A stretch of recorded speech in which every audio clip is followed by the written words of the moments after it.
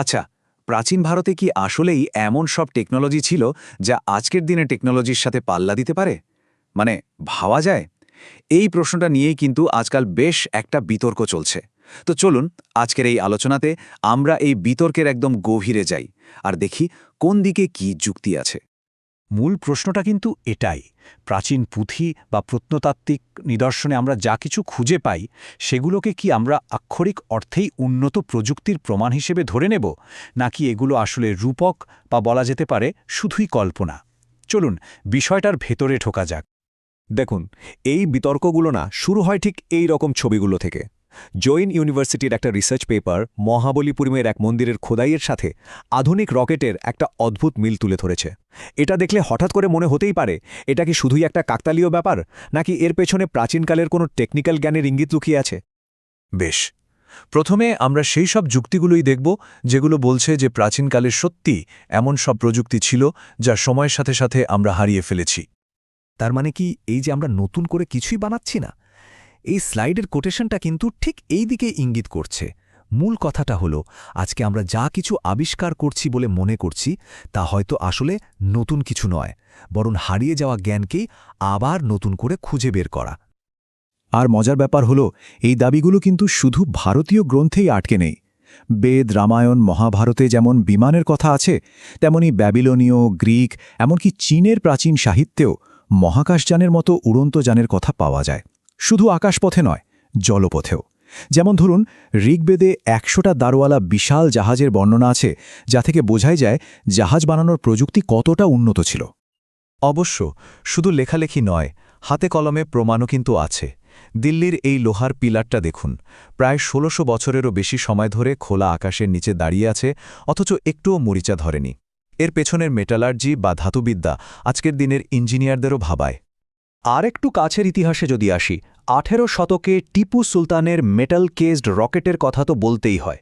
এগুলো এতটাই পাওয়ারফুল ছিল যে ব্রিটিশরা পর্যন্ত এই টেকনোলজি ইংল্যান্ডে নিয়ে গিয়ে এর ওপর রীতিমতো গবেষণা শুরু করে দিয়েছিল। আর এর উপর ভিত্তি করেই কিন্তু পরে কংগ্রিভ রকেট তৈরি হয়। কিন্তু গল্পের তো সবসময় একটা অন্য পিঠও থাকে, তাই না? চলুন এবার আমরা একদম অন্য একটা অ্যাঙ্গেল থেকে পুরো বিষয়টা দেখি, যেটা সায়েন্স আর টেকনোলজির বিকাশের মূল নিয়মগুলোর ওপর দাঁড়িয়ে আছে। টাটা ইনস্টিটিউট অফ ফান্ডামেন্টাল রিসার্চের একটা পেপারে সায়েন্টিফিক স্ক্যাফোল্ডিং বা বিজ্ঞানের ভাড়া বলে একটা দারুণ কনসেপ্ট সামনে আনা হয়েছে। এর সহজ কথা হলো, কোনো বড় আবিষ্কার হুট করে আকাশ থেকে পড়ে না। এর পেছনে লাগে ছোট ছোট আরও অনেক আবিষ্কার আর একটা বিশাল পরিকাঠামোর সাপোর্ট সিস্টেম। যেমন ধরুন, একটা প্লেন বানাতে হবে, এর জন্য কি কি লাগবে? সবার আগে তো ফিজিক্সের বেসিক জানতে হবে, তাই না? গ্র্যাভিটি কিভাবে কাজ করে সেটা বুঝতে হবে। তারপর ধরুন, উন্নত মানের ধাতু লাগবে, সেটা বানানোর জ্ঞান থাকতে হবে। পাওয়ার জেনারেশন বা বিদ্যুৎ তৈরির ব্যবস্থা লাগবে। আর ক্যালকুলাসের মতো অ্যাডভান্সড ম্যাথস তো লাগবেই। শুধু তাই না, ল্যাবরেটরি লাগবে, টেস্টিং ফ্যাসিলিটি লাগবে। এই সব কিছু মিলিয়ে কিন্তু একটা টেকনোলজির স্ক্যাফোল্ডিং বা ভিত্তি তৈরি হয়। আর এখানেই কিন্তু আসল প্রশ্নটা চলে আসে। যারা এই প্রাচীন প্রযুক্তির তত্ত্বে বিশ্বাস করেন না, তাদের মূল যুক্তি এটাই।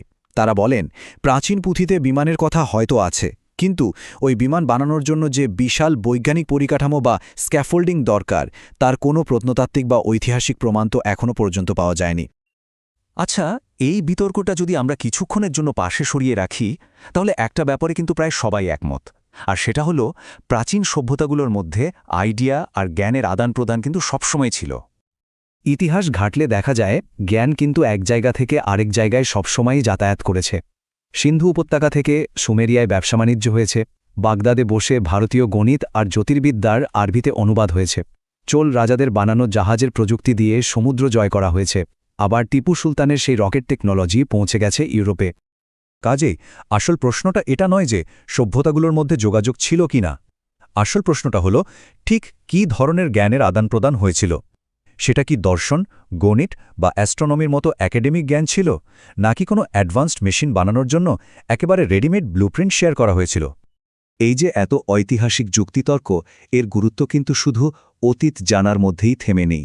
এর সাথে আমাদের বর্তমানের সংস্কৃতি আর সমাজও খুব গভীরভাবে জড়িয়ে আছে। দেখুন, একদিকে এই ধারণাগুলো আমাদের জাতীয়তাবোধ জাগিয়ে তোলে, ঔপনিবেশিক আমলে চাপিয়ে দেওয়া হীনমন্যতা থেকে বের করে এনে একটা গর্বের জায়গা তৈরি করে। আবার অন্যদিকে যারা এর সমালোচনা করেন তারা মনে করেন যে শক্ত প্রমাণ ছাড়া এই ধরনের দাবিগুলো আসলে সিউডো সায়েন্স বা ছদ্মবিজ্ঞানের জন্ম দেয়, যা আসল ঐতিহাসিক গবেষণার ক্ষতি করে। আর আজকের এই ইন্টারনেটের যুগে তো ব্যাপারটা আরও জটিল হয়ে গেছে। একজন পাবলিক হিস্টোরিয়ান যেমনটা বলেছেন, অনলাইনে ভুল তথ্য ছড়ানোটা খুব সহজ, আর অনেক সময় ইতিহাসকে বিকৃত করে বলাটা একটা বেশ লাভজনক ব্যবসাতেও পরিণত হয়।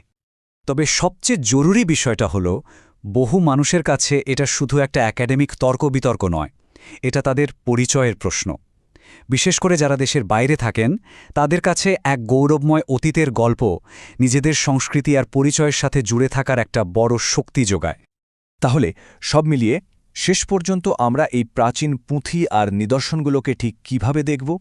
এই বিতর্কের কিন্তু দুটো প্রধান দৃষ্টিভঙ্গি উঠে আসে। একটা রাস্তা হলো এগুলোকে একদম আক্ষরিক অর্থে দেখা, অর্থাৎ এগুলোকে হারানো প্রযুক্তির আসল ব্লুপ্রিন্ট হিসেবে ধরে নেওয়া। আর আরেকটা রাস্তা হলো এগুলোকে আমাদের পূর্বপুরুষদের অসাধারণ কল্পনাশক্তি আর দার্শনিক চিন্তার একটা প্রতিফলন হিসেবে দেখা, যা হয়তো কোনো টেকনোলজির ডিজাইন নয়, কিন্তু মানুষের অসীম সম্ভাবনার এক বিশাল মানচিত্র। তাহলে শেষ প্রশ্নটা কিন্তু এটাই দাঁড়াচ্ছে, আমরা আমাদের অতীতকে কিভাবে দেখব? এটা কি শুধুই একটা হারানো পৃথিবী যা আমাদের আবার খুঁজে বের করতে হবে, নাকি এটা জ্ঞানের এমন একটা উৎস যা আমাদের একটা নতুন ভবিষ্যৎ গড়তে অনুপ্রেরণা দেবে? ভাবনার বিষয়, তাই না? সিদ্ধান্তটা কিন্তু আমাদের সবার।